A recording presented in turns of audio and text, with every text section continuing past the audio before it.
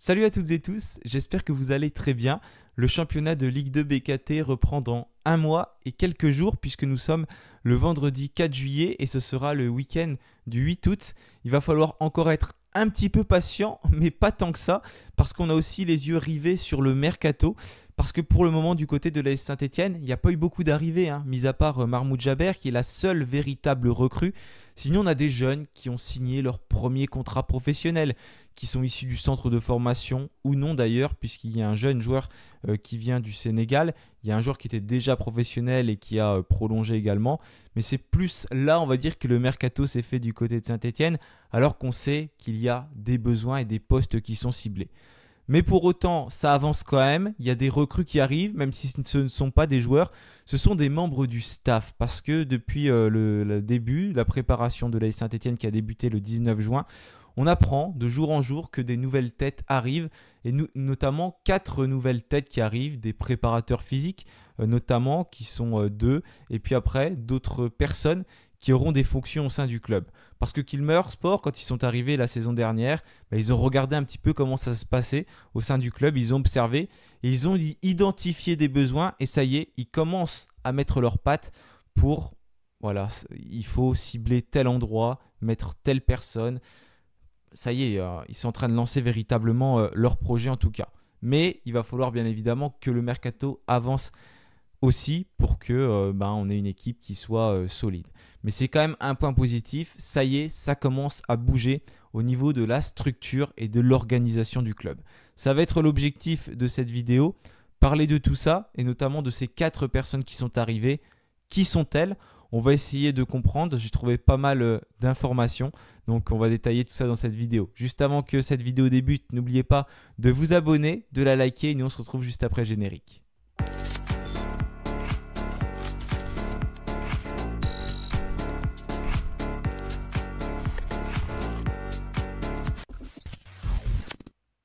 Bon, je n'ai pas trouvé de photos de ces personnes parce qu'il n'y en a pas sur le site du club et je n'ai pas le droit d'en prendre sur internet. Donc je vous mets des photos du stage au Chambon-sur-Lignon puisque les Verts sont actuellement en stage. Ça va bientôt se terminer, d'ailleurs ce sera le 5 juillet et il y aura le premier match de préparation face à l'Étoile Carouge FC. Je vous affiche également les nouveaux maillots, j'attends vos retours en commentaire pour savoir ce que vous en pensez. Je vous ai dit que ça n'a pas beaucoup bougé pour l'instant au niveau des arrivées. Ça a quand même bougé au niveau des départs avec notamment des fins de contrat comme Anthony Briançon qui s'est engagé du côté de Pau, Louis Mouton qui est parti à Angers, Ibrahim Awadji qui est parti, Ibrahim Sissoko également en Allemagne. Ça bouge, mais pas pour l'instant de véritable vente du côté de Saint-Etienne. Donc on va voir aussi comment ça avance au niveau des départs. Des incertitudes notamment aussi sur David Ajuier et Lucas Tassin. On aura l'occasion d'en reparler tout au long de ce mercato, bien évidemment. Je vais commencer par le premier homme qui est arrivé. En tout cas, c'est le premier que l'on a vu. Il était là dès la reprise. C'est un préparateur physique. C'est David Taive qui est âgé de 33 ans. Je m'excuse d'ailleurs par avance pour les prononciations parce que je vais certainement me tromper. Donc c'est un Anglais qui est très jeune mais qui a quand même déjà un CV assez important. C'est un préparateur physique donc, qui a débuté il y a 14 ans. Voilà, il avait 19 ans, donc forcément il était dans ses études, il a fait des stages, notamment du côté d'Everton où il était stagiaire en sciences du sport entre juillet 2011 et juin 2023.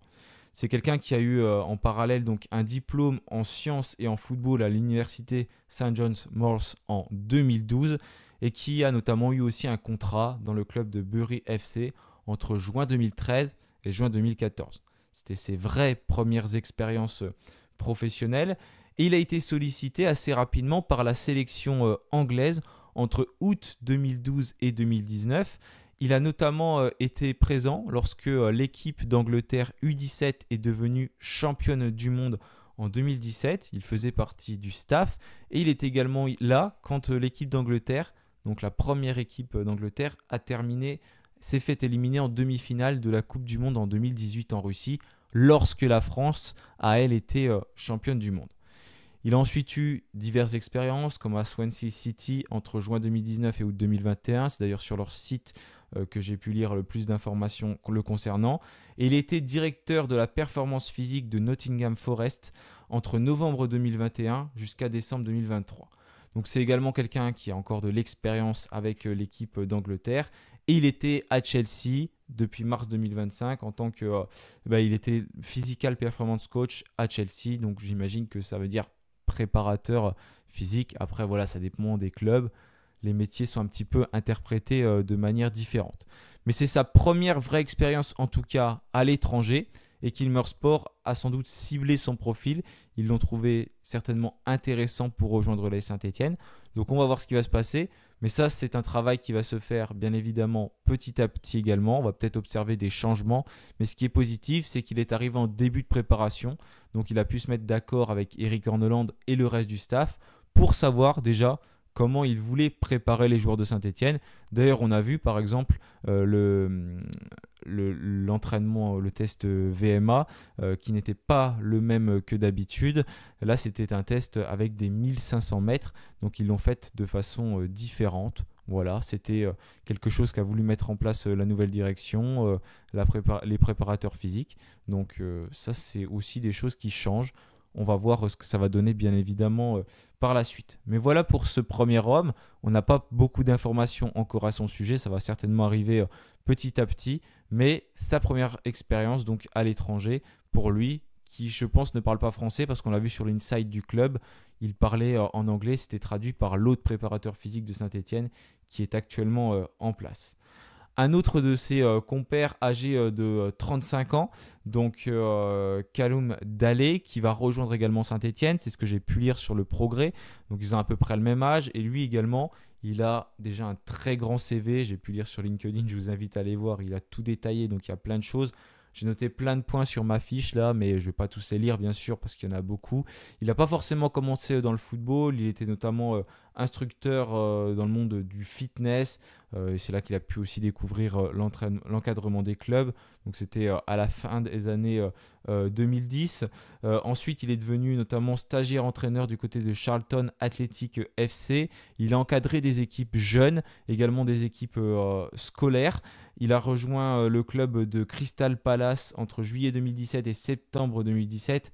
Je vous ai déjà passé plein d'expériences parce que voilà, je ne vais pas vous apporter grand-chose en les lisant, mais en tout cas, c'est vraiment quelqu'un qui s'investit beaucoup. Hein.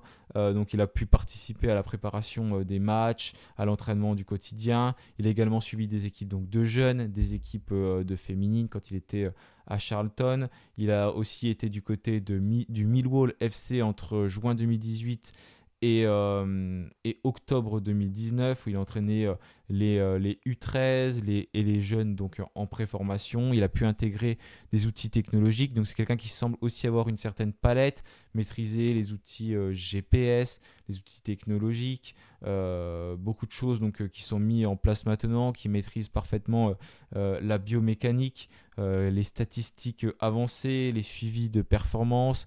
Il a eu des responsabilités donc, dans les équipes jeunes, notamment chez les U21 et dans divers clubs. Donc, ce n'est pas quelqu'un qui ne connaît qu'un endroit. C'est vraiment déjà quelqu'un qui a beaucoup d'expérience, donc qui semble savoir en tout cas s'adapter. À moins que ça veut dire peut-être que c'est quelqu'un qui bouge beaucoup, qui n'est pas stable. Ce sera à voir bien évidemment sur la durée. Mais c'est voilà, quelqu'un en tout cas qui ne reste pas longtemps sans rien. Donc ça montre peut-être aussi qu'il a apprécié. Et quand il a un nouveau projet qui se présente à lui, il aime aussi le rejoindre. Et là, c'est pareil, pour lui, ce sera une première vraie expérience à l'étranger en France. Et j'imagine que la nouvelle direction a su avoir les bons mots pour le convaincre. Il était également du côté de Charlton avec l'équipe féminine première, donc là jusqu'en juin 2025. Et donc pour pareil, il avait un travail interdisciplinaire avec le staff, optimisation des performances des joueuses. Voilà, s'il y a eu des arrivées, c'est qu'il y a eu des départs, je ne les ai pas évoqués tout à l'heure. Il y a Benjamin Guy, l'ancien préparateur physique donc, de Saint-Étienne, qui était encore là la saison dernière, qui est parti et qui est remplacé notamment par ces deux hommes. Il va peut-être aussi y avoir d'autres départs. Voilà en tout cas pour ce jeune préparateur physique qui vient de rejoindre Saint-Étienne. Donc ce sera donc une autre vision des choses, des gens qui ont donc une expérience de l'étranger, d'autres clubs et qui vont apporter une autre vision du côté de Saint-Étienne. Donc ce sera intéressant de voir comment la préparation physique est effectuée pour répondre aussi aux exigences du jeu proposé par Eric Orneland parce que c'est ce qu'il a manqué aussi la saison dernière. on sentait des joueurs stéphanois qui étaient aussi rapidement épuisés et qui donc craquaient hein, par moments lors du match, il faut le dire, lors des matchs où on pouvait prendre beaucoup de buts parce qu'il y avait certainement une certaine fatigue physique, mais aussi une fatigue mentale qui fait qu'à un moment donné, tu laisses les choses. Mais encore une fois, si on a le même effectif, ça va pas être facile de pouvoir, on va dire, transformer les joueurs, hein, parce que tout le monde ne peut pas progresser de la même manière. Donc j'imagine qu'après avoir construit cette ossature au niveau du staff, et ben, petit à petit, ils vont construire l'ossature au niveau de l'équipe. Il faut faire step by step, comme ils ont dit quand ils sont arrivés. Donc on va voir comment tout cela va s'effectuer. Pour l'instant, je ne vais pas faire celui qui est convaincu et puis c'est incroyable. Non, parce que je me rappelle qu'on est descendu en Ligue 2 quand même, qu'il y a un projet qui est censé se construire, qui nous ont dit qu'il va falloir être patient, qu'il va falloir observer. Mais ça fait déjà 1 an, maintenant on est déjà descendu. Donc cette année, il faut remonter. On va voir donc comment les choses vont se mettre en place et est-ce qu'on pourra retrouver l'élite déjà et puis ensuite ce qu'ils nous ont vendu, tout simplement retourner dans les premières places de la Ligue 1. On va voir comment cela évolue. Voilà en tout cas pour ces 2 préparateurs physiques qui sont arrivés. Maintenant, on a un directeur de la performance qui est arrivé, qui va prendre le relais, la succession certainement de Thierry Cotte. Le départ n'a pas été annoncé de Thierry Cotte, donc j'imagine qu'il reste au club aussi. Donc on va voir pour l'instant, c'est pareil, c'est le progrès qui nous a annoncé l'arrivée de Donuk Olohan, et ça c'est un sacré personnage parce qu'il a quand même une certaine expérience, notamment du côté de Manchester City. C'est une véritable recrue pour Saint-Etienne. Donc déjà, on va faire un petit rappel, il y a une cellule pluridisciplinaire qui a été créée à Saint-Etienne, donc une cellule qui vise la performance qui a été créée il y a 3 ans maintenant.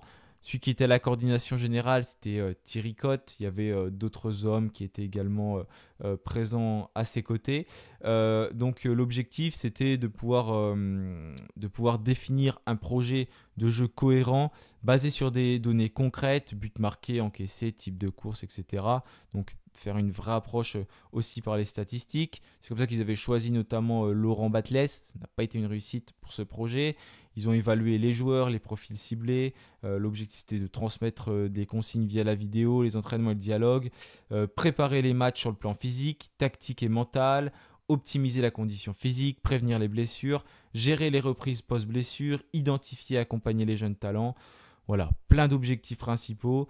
Cette cellule ne se substitue pas, je vais y arriver, aux autres services. Elle les soutient, donc tout ce qui va être la cellule de recrutement, la cellule médicale, la formation. Voilà, l'objectif, c'était de pouvoir un peu centraliser tout ça et donc de pouvoir favoriser un travail en collaboration entre toutes ces équipes.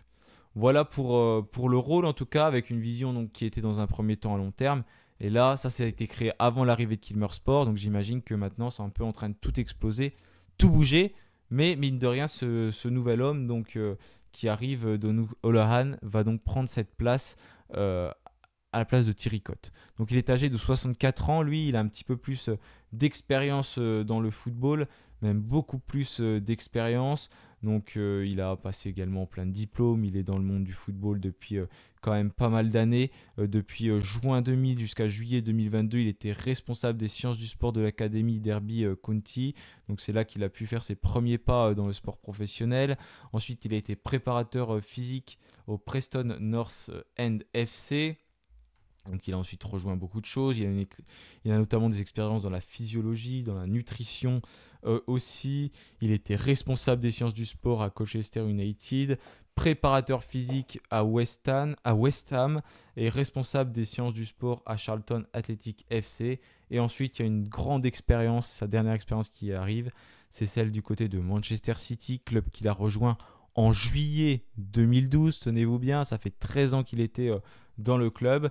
Et là-bas, donc, il a pu avoir un rôle notamment en tant que sport scientist donc, et coach. Il suivait au quotidien les joueurs de l'équipe première. Il a pu analyser notamment la préparation physique, faire un gros travail avec les joueurs. Il est devenu ensuite, entre octobre 2022 et mars 2023, responsable par intérim de la performance physique, donc un nouvel échelon franchi de sa part. Et puis ensuite, il est carrément devenu responsable de la performance physique de l'équipe première de Manchester City entre avril 2023 et avril 2025. vous vous rendez compte du CV de cet homme, c'est assez impressionnant, hein. Il a géré une équipe qui disputait plus de 50 matchs par saison, donc c'est quand même assez incroyable. Donc c'était vraiment un poste stratégique pour lui, avec les joueurs les plus performants au monde. Il a pu véritablement les suivre, individualiser des programmes, préparer les charges d'entraînement. Donc vraiment, il a une très très grosse expérience et ça peut que être positif pour Saint-Etienne.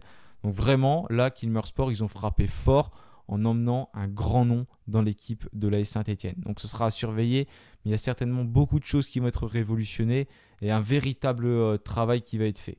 D'ailleurs, il avait établi 10 règles que j'ai pu lire donc sur un site, 10 règles pour le suivi de la fatigue et de la récupération chez les athlètes. La première, c'est que la connexion humaine l'emporte sur la collecte des données à chaque fois. Donc ça veut dire que pour lui, rien ne remplace la relation de confiance avec les joueurs.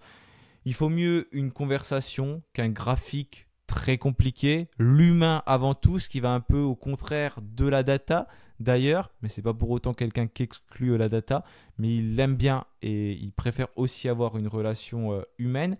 Donc ça, pour moi, c'est positif d'avoir ce contact humain qu'il faut à tout prix conserver.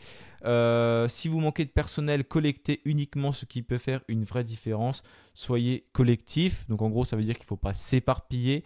Il faut se concentrer sur les données qui sont impactantes pour la performance.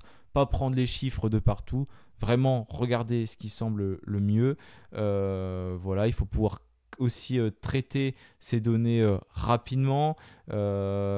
Quand on est scientifique, c'est aussi savoir dire quand la science ne suffit pas. C'est-à-dire qu'il faut aussi avoir le courage de reconnaître les limites des outils, des données et ne pas se cacher derrière la science pour tout. Je vous lis un peu les règles parce que c'est intéressant, j'en profite dans cette vidéo. Connaissez tous les coûts de votre système de suivi. Rien n'est gratuit. Donc ça veut dire que quand on fait quelque chose, il y a toujours du temps de prix, une certaine fatigue mentale, une certaine fatigue physique. S'introduire aussi peut-être dans la routine des joueurs, prendre en compte le matériel. Donc il faut que ça vaille le coup quand on fait quelque chose. Il ne faut pas faire quelque chose pour rien, mais il faut le calculer également. L'heure de la journée va également influencer les données. Donc c'est important de, je pense, tout le temps prendre les données au même moment parce que ce soit le matin ou le soir, déjà on sait que la performance physique n'est pas la même. Un humain va plus performer le soir.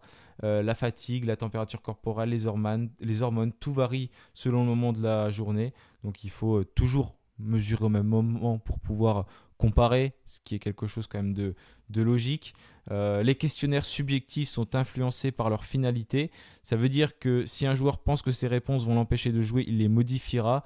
Ne soyez pas naïfs. La manière dont vous utiliserez les données influence la sincérité. Donc ça, c'est très important également. C'est vrai que quand on fait des évaluations subjectives, les joueurs vont aussi aller dans le sens qu'ils veulent. Comprenez comment vos coachs perçoivent la fatigue. Donc j'essaye de traduire à chaque fois, j'ai marqué ce que j'ai mis, donc je vous le lis. Ce que vous appelez fatigue n'a peut-être pas le même sens pour l'entraîneur. Adaptez votre manière de communiquer pour aider donc ces entraîneurs aussi à décider, hein. Tout le monde ne fonctionne pas de la même façon. Choisissez 5 éléments clés à surveiller, puis regardez si les joueurs s'y tiennent. Donc c'est pas la peine, comme je dis tout à l'heure, de mesurer 50 trucs. Il faut mieux se concentrer sur des piliers comme le sommeil, comme la charge d'entraînement, la nutrition, l'hydratation, et vérifier ensuite l'engagement des joueurs. Il y a vraiment des piliers principaux à évoluer et pas avoir des données pour avoir des données. Et enfin, il faut être courageux, original, antidogmatique. Donc il faut aussi être capable de se remettre à la page et d'avoir ses propres idées. C'est très important parce que tout peut changer, tout peut évoluer. Voilà pour cet homme en tout cas, donc qui a un CV très impressionnant et qui rejoint Saint-Etienne. Donc il va devenir directeur de la cellule de performance. Et il y a un autre homme qui est arrivé donc en ce début du mois de juillet, c'est Alexandre Lousberg qui est âgé de 27 ans et qui est d'ailleurs présent au Chambon-sur-Lignon aux côtés de Loïc Perrin notamment, et qui devient coordinateur du recrutement. Donc un nouveau rôle du côté de Saint-Etienne. Lui, il est plus formé au niveau du droit, du sport, diplômé, il est certifié en data par contre. C'est un jeune, donc 27 ans, il a moins d'expérience, mais il a quand même de l'expérience avec la Royal Union Saint-Gilloise. Il a été stagiaire juridique, donc il a pu s'immerser dans le secteur juridique appliqué au sport. Ensuite, il était Junior Legal Counsel, donc je crois que ça veut dire avocat pour la Royal Union Saint-Gilloise. Donc il a eu quand même des responsabilités, hein. À ce moment-là, il sortait d'un stage, il était encore très jeune, hein, à peu près 24-25 ans. Et il a eu ce premier rôle et il a rejoint le Standard de Liège, donc le club d'où il vient, l'équipe première, conseiller juridique de l'équipe pro, donc il a pu faire l'interface entre le sportif et l'administratif. Entre octobre 2023 et juillet 2025, il a franchi un nouveau cap en devenant coordinateur du recrutement du Standard de Liège. Donc là, il a plus fait une transition vers le sportif, donc c'est certainement pour le scouting, pour le suivi des profils. Et là, donc il va avoir ce même rôle du côté de Saint-Etienne, donc il va être très important également dans le recrutement et il aura son mot à dire. Voilà en tout cas pour ce qu'a décidé de faire Kilmer Sport. N'hésitez pas à donner des retours, hein, d'ailleurs sur la vidéo parce que ça prend pas mal de temps à préparer. Il y a très peu d'informations sur tous ces hommes, c'est pas facile d'en trouver. Je suis désolé, je lis beaucoup mes notes, mais je maîtrise pas tout ça, donc je préfère pas oublier d'informations et vous les lire. Mais voilà pour les choix qui ont été faits par Kilmer Sport. On va juste parler 2 minutes des nouveaux maillots. J'attends votre avis, hein, comme je vous l'ai dit. Donc on a le maillot domicile, je trouve très joli, j'ai vu qu'il était beaucoup critiqué sur les réseaux sociaux, mais très honnêtement de mon côté je l'aime bien ce maillot. Ça me fait un peu penser au stade de Reims avec les manches, mais en vrai il est quand même plutôt joli. On va parler du gardien après. J'aime bien avec les manches blanches, le col blanc comme ça en V. Je trouve que c'est joli. En tout cas, j'aime beaucoup les motifs également qui sont dessus avec différents symboles qui représentent encore une fois la ville, l'histoire de la ville. Je trouve très joli. Je sais qu'il a beaucoup été critiqué, mais en tout cas de mon côté, j'ai pas envie de le critiquer. Je l'aime bien. Le maillot extérieur n'a pas été dévoilé d'ailleurs, mais le maillot gardien, alors pour le coup, j'aime moins. Il ressemble un peu à un maillot qu'on avait il y a quelques années que portait Stéphane Ruffier. En jaune, comme ça, je suis pas très très fan. Peut-être que vous préférez, vous, avec donc la couleur là sur le logo, tout ça. Je trouve que ça fait pas très Saint-Etienne. En tout cas, c'est pas mon maillot préféré. Après, ça passe, hein. Le maillot des gardiens, je suis jamais très fan de toute façon. Mais j'aime bien le maillot à domicile, donc c'est quand même déjà pas mal. Merci à tous d'avoir suivi cette vidéo. Donnez-moi votre avis sur ces personnes qui sont arrivées, si vous avez appris d'autres choses, hein, parce qu'il y en a peut-être d'autres choses qui sont sorties que vous avez vues depuis que j'ai tourné ma vidéo. Et puis également, donnez-moi votre avis sur les maillots pour qu'on puisse en débattre tous ensemble. Je vous souhaite un excellent week-end et puis bien sûr, allez les Verts. Salut à tous.